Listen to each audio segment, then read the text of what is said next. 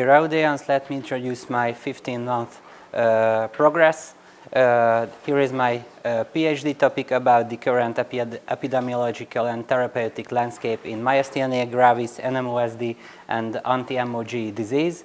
I'm working as a neurologist in Jahn Ferenc Hospital. My vision is a personalized therapy for the neuroimmune patient, and my mission is introducing an up-to-date decision super tool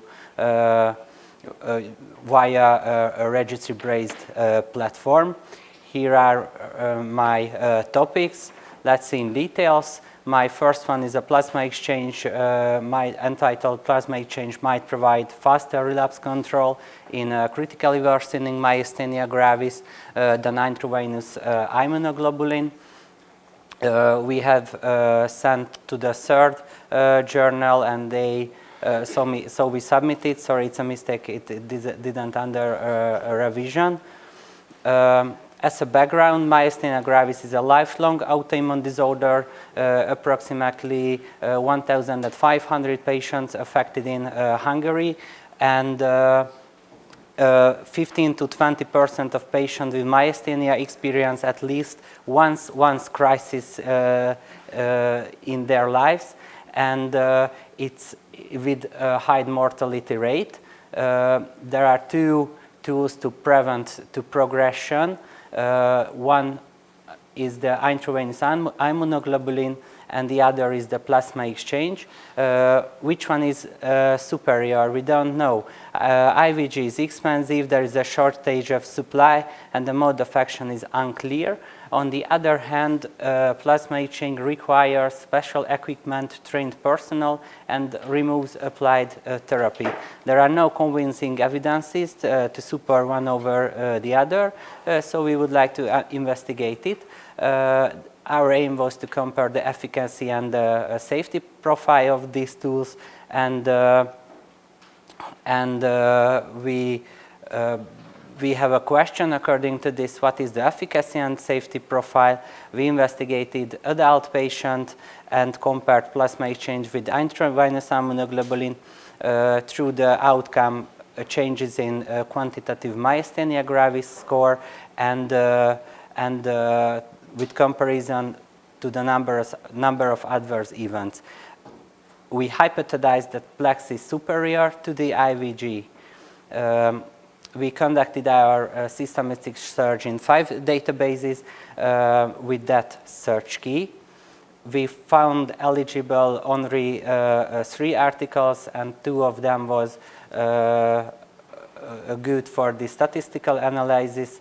Unfortunately, here you can see our result. The first plot shows us the efficacy measured on a QMG scale in 2 weeks. As you can see, there is a moderate heterogeneity, and we have no statistically neither clinically significant we have no statistically significant but clinically meaningful results, because it shows that if we use a plasma exchange, we can get 3 points lower in the QMG scale. It means we can eliminate one of them in the enrolled symptoms like diplopia, ptosis, drop head, or respiratory failure. Our second forest plot shows a number of adverse events in 30 days. There is a low heterogeneity, but no difference between the 2 modalities, neither clinically nor statistically. We made a risk of bias assessment, and as a summary, I would like to emphasize that we only evaluated randomized trials with a homogeneous population, and it was the first meta-analysis on this topic. A limitation, of course, the limited number of the qualifying studies and the different treatment regimens. As a conclusion, I can say the plasma exchange might provide a faster relapse control than IVG. It has to be considered by the clinicians. My second topic is on organizing and building the Hungarian myasthenia registry.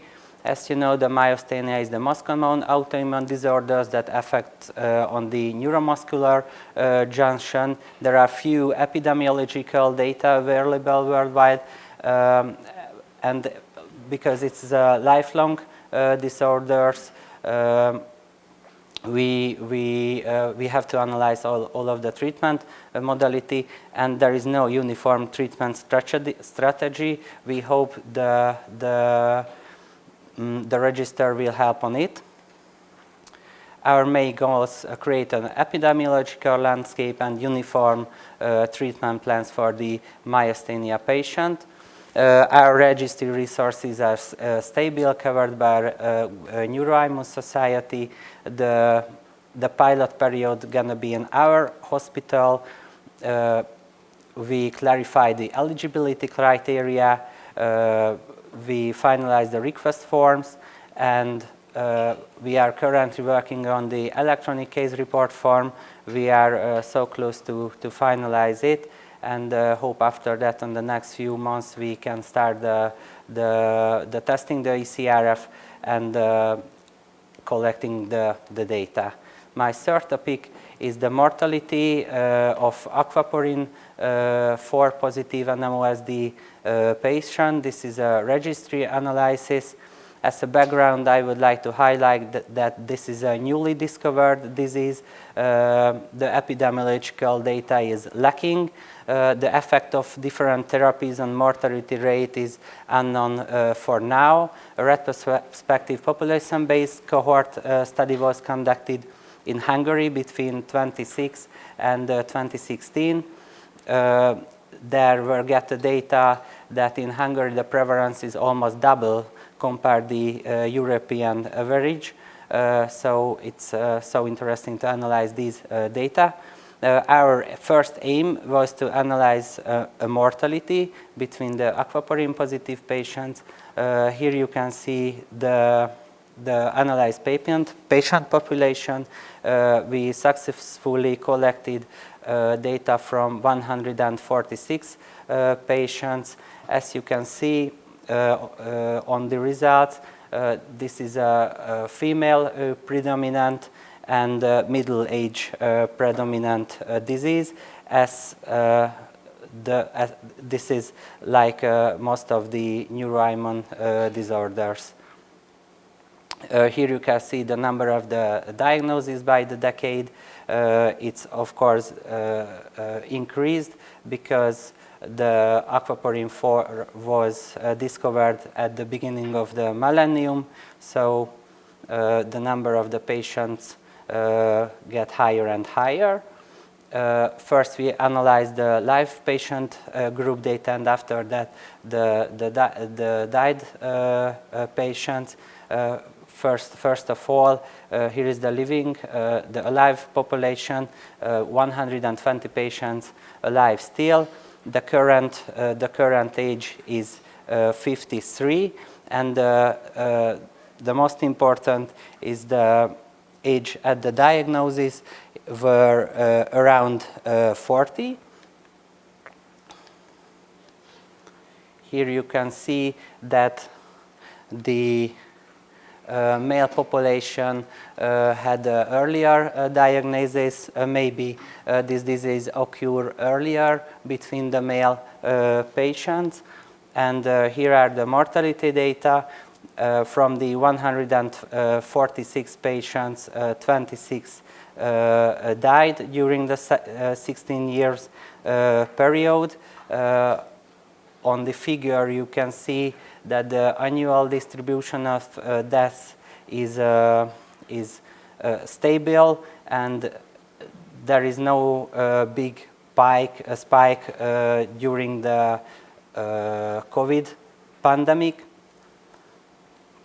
So we can say the treatment modalities that we use didn't have a big effect on the safety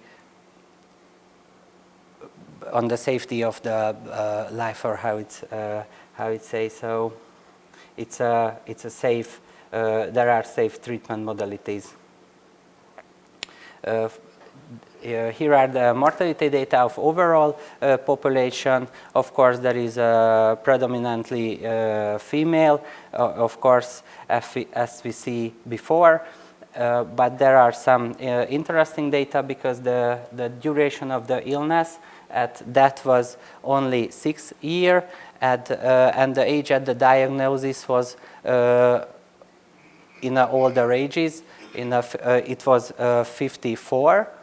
And we compared the living and the deceased patient population, and we can see that in the deceased population there is an older age with shorter duration of illness. So we can conclude that that patient who died were on average diagnosed at an older age and with a shorter disease course. So for this patient, there is a meaningful difference between the early and the late onset patient group that lead us to the conclusion that the older age maybe had aggressive or more aggressive course of the disease.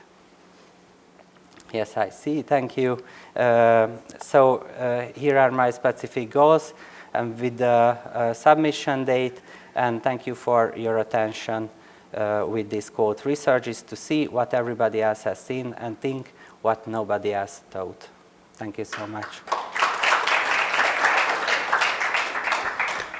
I have a question. What measures will you or have you taken in order to ensure that your data collection in the registry will be appropriate? I mean, human resources wise. Okay. We have 3 persons for data collection, and during the data collection, 3 doctors will check the collected data in a row. So I think it's ensure a big quality of data. You mean good quality? Good quality. Good quality. Thank you. This aquaporin 4, this is exciting. I mean, I never heard about this. So, do we know whether this relates to aquaporin 4 water channel, being a water channel, or as far as I know, it also works as a mastermind in the cell, actually regulating some other genes. So, do we know about this? Actually, what is the background, or what is the reason? What is the reason why this is the receptor, or why this is the antibody? We don't know nothing about it because they changed the potassium level in the cells, and there is no big effect for the brain, or how it say, for the cells. Okay, it has some effect, but not that clinical what we see. So we don't know why aquaporin 4, if this is the question. Yeah, the other, I mean, so the late onset of the disease, I mean, that's quite strange. I mean, if you have a kind of genetic disease that usually is connected to either a young age or a certain age when something turns on. So at least at this late stage. Yeah, it's strange. If we analyze the data from multiple sclerosis or from the myasthenia gravis, we're always thinking about the occurrence of the disease at the older age. Maybe this is totally another disease, just the same clinical features. So yeah, it's meaningful to